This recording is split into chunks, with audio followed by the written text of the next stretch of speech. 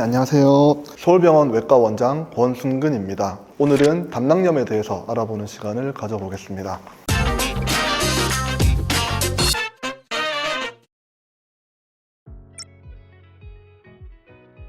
우리 뱃속 오른쪽 위에 갈비뼈 안에 간이 자리 잡고 있는데 그 간 아래쪽에 담낭, 흔히 쓸개라고 부르는 작은 주머니가 달려 있습니다. 이 주머니는 간에서 십이지장으로 내려가는 담관이라고 하는 얇은 관에 달려 있는데 식사를 하지 않은 동안에는 담즙이라고 하는 소화액의 일종을 저장해 두었다가 식사를 하게 되는 경우에 꾹 짜서 십이지장으로 담즙을 보내주는 역할을 하고 있습니다. 이 담즙은 지방의 소화를 도와주는 역할을 하고 있습니다. 그런데 여러 가지 이유로 담낭 안에 담즙이 뭉쳐서 굳게 되면 담석이라고 하는 일종의 돌이 생길 수 있습니다. 담낭에 발생하는 문제는 대체로 이 담석이 문제를 일으켜서 발생하게 됩니다. 담석이 잘 생기는 이유로는 비만, 급격한 체중 감량, 당뇨병, 여자분들의 경우에서는 임신, 경부피임약 복용, 나이가 드는 것, 그리고 간경병증 같은 병이 있는 경우 등이 알려져 있습니다. 이런 경우뿐 아니라 식습관도 영향을 미치는 것으로 보이는데요. 불규칙한 식습관이나 식이섬유 섭취 부족, 당분이 너무 많거나 너무 기름진 음식 등이 영향을 미칠 수 있습니다. 담낭염에 대한 증상을 한번 알아보겠습니다. 초음파 검사를 했을 때 담석이 발견되는 경우는 5% 정도로 알려져 있습니다. 20명이 초음파를 하면 1명 정도는 담석이 있는 거니까 상당히 흔하다고 할 수 있습니다. 담석이 있다고 해서 모든 사람에게서 문제가 되는 것은 아닙니다. 평생 증상이 없는 경우가 70%에서 80% 정도 되는 것으로 알려져 있고요. 거꾸로 말하면 담석이 있는 사람 중에 20%에서 30% 정도는 결국 문제가 발생한다는 뜻입니다. 담낭은 나가는 길이 하나인 주머니 모양을 하고 있는데 담즙을 내보내는 중에 담즙이 나가는 길에 함께 담석이 딸려 나가다가 입구를 막아버리는 일이 생길 수가 있습니다. 이 담석이 잠깐 막았다가 빠지게 되는 경우에는 수십 분에서 수시간 정도 통증이 있다가 좋아지게 되는데 이런 경우는 담낭 산통이라고 부르게 되고요. 이런 경우에서는 환자분들은 심하게 체했다거나 위경련이 있다 이런 정도로 생각하면서 소화제를 찾고 혹은 내과병원 진료를 보고 그런 경우들이 생기기도 합니다. 방금 이야기했던 담석이 이번에는 잠깐 끼었다 빠지는 게 아니라 꽉 끼어버리게 되면 쓸개가 붓게 되고 부으면서 염증을 일으키고 더 진행하면 균의 감염이 오고 급성 담낭염이라는 병으로 진행을 하게 됩니다. 갑자기 담낭에 염증이 생겼다는 것이고요. 이렇게 되면 오른쪽 윗배가 심하게 아파서 응급실을 찾게 됩니다. 병원에 오시게 되면 오른쪽 윗배를 눌러보았을 때 아프거나 혹은 누른 상태에서 숨을 깊게 들이마셨을 때 심한 통증이 발생하게 되는데 이런 거를 저희가 머피 사인이라고 부르게 되고요. 이런 증상이 나타나는 경우라면 거의 100% 담낭염이 발생했다고 봐도 됩니다. 병원에서는 피검사를 하고 CT 같은 검사를 해서 진단을 하게 되고 확진이 되면 응급수술을 하게 됩니다. 진단이 늦어질 경우에는 담낭벽이 괴사, 결국 터져서 복막염으로 진행할 수도 있습니다. 혹은 주변에 고름집을 만들고 더 진행하면은 폐혈증까지 가는 경우도 있을 수 있습니다. 담낭 산통 정도만 있다가 좋아지는 경우에는 피검사 결과에 이상이 나타나지 않기도 하고 담석이 초음파에는 잘 보이지만 CT에서는 안 보이는 경우도 많아서 CT를 찍었을 때 담석이 보이지 않는 경우도 있습니다. 이런 경우에서는 응급실 진료를 보았음에도 불구하고 제대로 진단이 안 되는 경우들이 간간히 있습니다. 아무래도 응급실은 응급 상황인지를 판단하는 게 주다 보니 응급 상황이 아니면 진단이 놓치게 되는 경우도 가끔 보이게 됩니다. 담낭과 주변의 전체적인 모습은 CT가 좀 더 잘 보여주지만 담석이 있는지 없는지는 초음파가 좀 더 정확한데 응급실에서는 대부분 초음파 검사가 되지 않는 경우가 많고 그래서 진단이 늦어진 경우도 사실 많습니다. 그래서 증상이 자꾸만 반복이 된다면 응급실만 그때그때 찾기보다는 외래 진료를 보고 초음파를 봐서 확인을 해보시는 것이 좋습니다. 이렇게 급성으로 진행하지 않더라도 입구를 막았다 빠졌다를 반복하거나 담석이 담낭 내부를 계속 움직이면서 담낭벽에 상처를 주게 되면 담낭벽이 점점 두꺼워지고 기능이 떨어지는 만성 담낭염으로 진행하기도 합니다. 이런 경우 심한 염증을 일으키지는 않지만 앞서 얘기 드린 담낭 산통 같은 증상이 반복되기도 하고 때로는 그냥 소화불량이 지속되기도 합니다. 또 어떤 경우에서는 초음파 검사를 했더니 쓸개벽이 두꺼워져서 담낭 안무가 혼동되는 양상을 보이기도 합니다. 그리고 실제로 매우 오랜 기간 동안 염증이 반복될 경우에는 이로 인하여 실제로 암이 발생하는 원인이 될 수도 있습니다.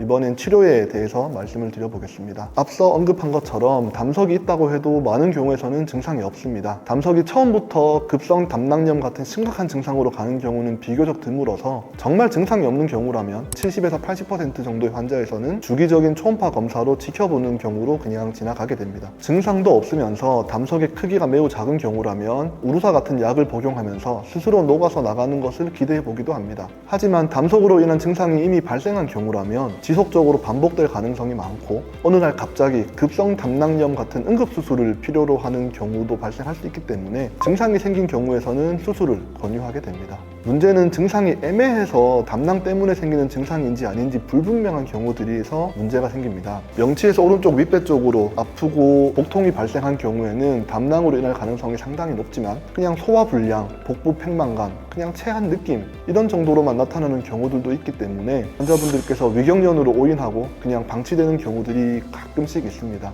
일단 이런 증상이 있다면 먼저 위내시경을 해서 정말 위에 문제가 있는 것인지 확인해 볼 필요는 있고요. 위내시경 같은 검사를 했음에도 불구하고 다른 원인이 발견되지 않고 담석이 있는 경우라면 담석으로 인해서 생기는 증상일 가능성을 생각하고 수술을 권유하게 됩니다. 좀 다른 이야기이긴 하지만 심장에 문제가 생겨도 비슷한 증상이 나타나는 경우가 있기 때문에 수십 분 이상 증상이 지속된다면 병원 진료를 받아보시는 것이 좋습니다.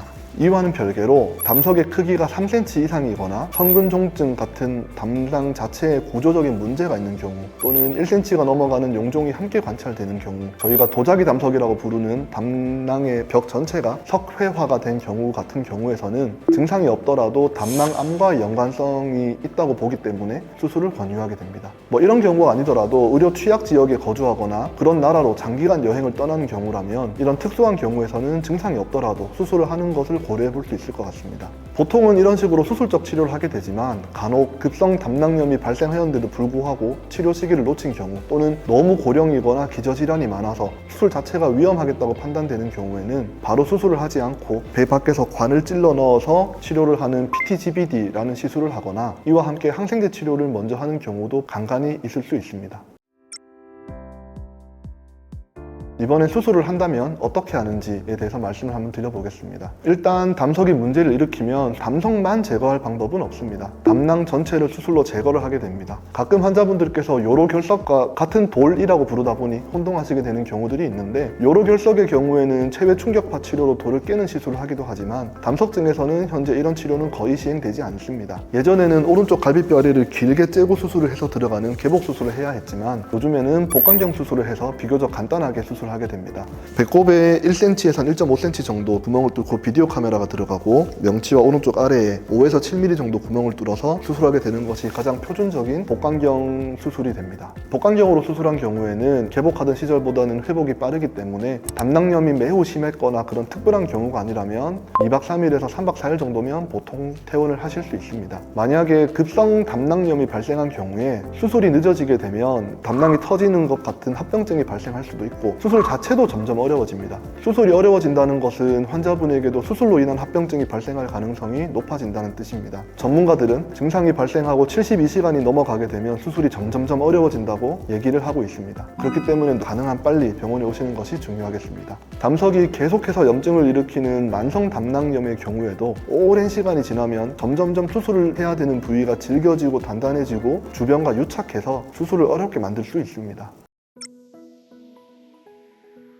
이번엔 수술을 받았다면 이제 어떻게 관리를 해야 될지에 대해서 말씀을 드려보겠습니다. 사실 수술이 문제없이 잘 시행되었다면 수술하고 퇴원을 하고 나서는 특별하게 신경 쓰실 것은 없습니다. 보통 일주일 정도 지나면 일상생활도 다 가능하시고요. 담낭이 원래 하던 일은 담즙을 보관했다가 십이지향으로 짜주는 역할을 하게 되는데 사실 담낭이 없어도 간에서 지속적으로 담즙이 흘러나오기 때문에 일부 지방의 소화 흡수가 조금 부족해질 수는 있겠지만 현대인들에게서 영양 부족 같은 문제를 일으킬 가능성은 거의 없습니다. 다만 담낭이 담즙을 농축해주던 역할이 없어지고 담즙이 지속적으로 십이지장으로 나오게 되다 보니 지방 흡수가 줄어들게 되고 이 담즙 자체로 인해서 몇 달 정도는 변이 좀 묽어질 수는 있습니다. 보통은 시간이 지나면서 몸이 적응을 하고 점점 좋아지기 때문에 크게 걱정하실 필요는 없고요. 식이섬유 섭취를 늘리고 기름진 음식을 줄이고 하는 것들이 도움이 될 수 있고 너무 많은 당분이 있는 음식이나 카페인을 줄이는 것도 수술 이후에는 도움이 되실 수 있습니다. 가끔 재발할 수 있는지 여쭤보시는 분들이 있는데 사실 이미 담낭 자체를 제거해버렸기 때문에 때문에 담낭에는 재발을 할 수가 없습니다. 하지만 비슷한 증상이 다시 발생할 수는 있는데요. 이렇게 담낭에 담석이 있는 환자들에서는 간에서 십이지장으로 쓸개즙이 내려가는 담도에도 담석이 동반된 경우가 한 15% 정도 있다고 알려져 있습니다.